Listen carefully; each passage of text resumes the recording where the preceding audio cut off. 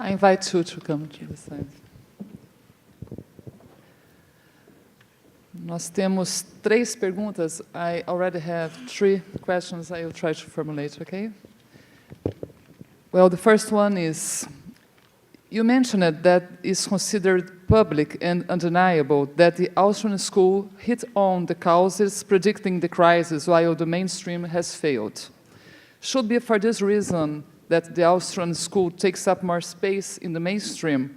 How do you see the future of the Austrian school? I don't think that the Austrian school will easily replace the mainstream within the existing institutional setup. There are some Austrians who think that the way to go is try to infiltrate the universities and take over university departments and so forth. I consider this to be a failed strategy, an illusion. The entire universities are part of this general setup. Universities are there largely, especially in the social science fields. The function of the educational system is to brainwash people. All universities, including the private universities, are by and large funded by states. It is an illusion to think that there's a major difference between private universities and public universities. All private universities are also dependent on government research grants, National Science Foundation money, and so forth. The difference there is a minor one, and I believe what is the more successful strategy is simply build an alternative institutional setup. Something besides the existing university structures, something like the Mises Institute in the United States does with teaching online courses and trying to lure people to simply give up on getting a university education at enormously high cost and instead learning the right way, independent and outside of the given institutional structure. Okay, another one. You said that the Austrian economists have correctly predicted the crisis, but who was known for such predictions was Nouriel Roubini.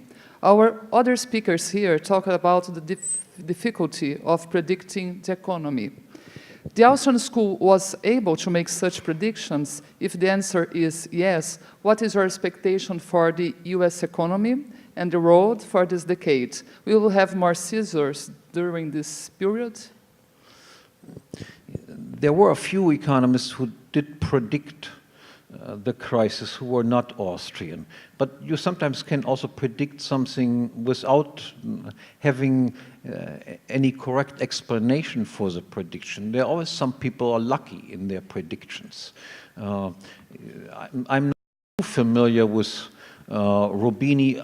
All I do know is when it comes to what he suggested how we get out of the crisis, he was part of the same mainstream that I characterized. He also thought banks should be bailed out, easy money and easy credit would be the way to overcome the crisis, which seems to indicate to me that he was lucky in his correct prediction and that the predictions were not based on a correct theory as the predictions were of Austrians. I don't think he has a theory. The third one. You, as a great teacher of Austrian economy, has classified epistemology as a kind of a branch of praxeology sciences, similar to economics. Could you tell us a little bit more about how it would be functionable, I suppose, giving us some examples? I have tried, for instance, to do a similar thing that Mises has done for economics, namely to derive the economic system from some simple axiom, that is the axiom of action, to do something similar in the field of ethics. There, the axiom is the axiom of argumentation. Just as Mises says, we begin economics by saying humans act, pursue goals with means in order to reach a more satisfactory state of affairs. When we talk about ethical questions, is something true or false? Is there something like ethics? Is there right and wrong in terms of rules? We also have a starting point from which we can show this starting point cannot possibly be refuted. And this starting point is what some philosophers have called the a priori of argumentation. Because you cannot possibly choose another starting point except the starting point that we talk about these sorts of things. Anybody who would dispute this starting point would be engaged in what is called a performative contradiction. That is, anybody who would say, no, the a priori of argumentation is not the correct starting point, would refute himself by himself engaging in argumentation. And then I try to show that there are certain implications involved in arguing with each other. And that an ethical system can be derived from this axiomatic starting point of the a priori of argumentation. This is one area in which I think a similar method as a method exemplified by Mises can be fruitfully developed. Nós temos uma pergunta da plateia ali atrás. Microfone, por favor, ali.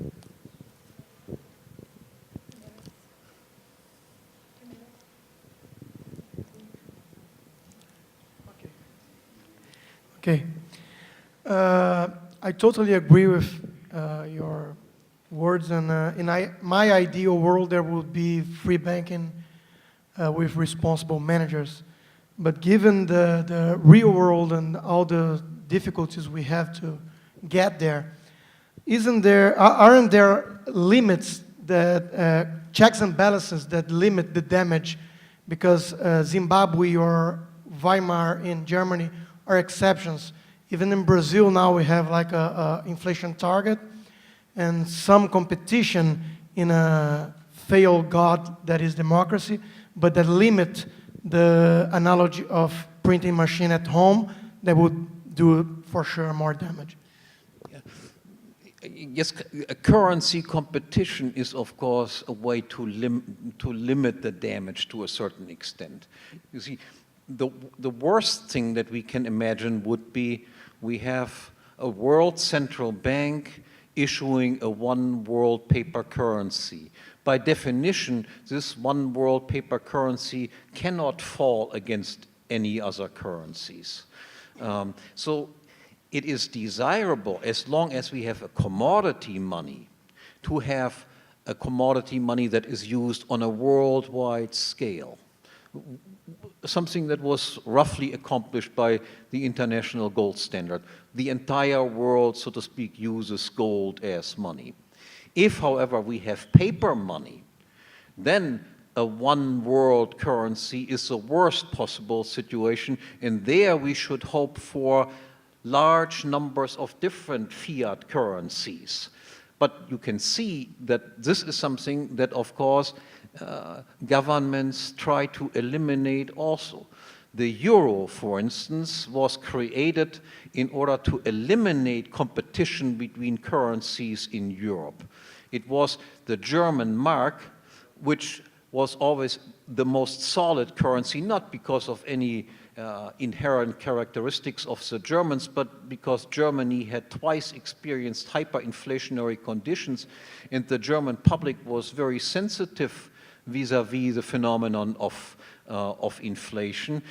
And this fact that the German mark was a relatively hard currency and that most European currencies continuously had to devalue their currency against the German mark, this problem was supposed to be solved by creating the euro, and the euro would be, of course, more inflationary than the German mark had been.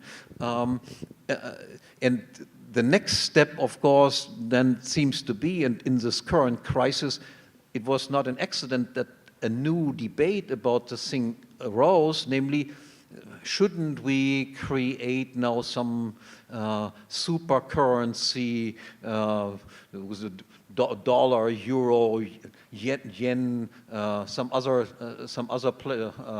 currencies, and the dream of Keynes and others to create a phoenix or a bancor as the ultimate problem. So we have to oppose this idea of creating a world paper currency, and rather, as long as we have paper currencies, rather hope that there will be large numbers of paper currencies in existence. At the current situation, you see, for instance, that the Swiss franc has continuously gained value as compared with the euro and as compared with the US dollar, and is a bothersome for the euro and is bothersome for the US dollar. I'm afraid that the United States will, of course, again, use its power not only to undermine the banking secrecy laws in Switzerland. They have already done this. They might go further at one point and try to force a world currency on us. I hope it will not come to that point. But currency competition is the best way to reduce the danger that you mentioned.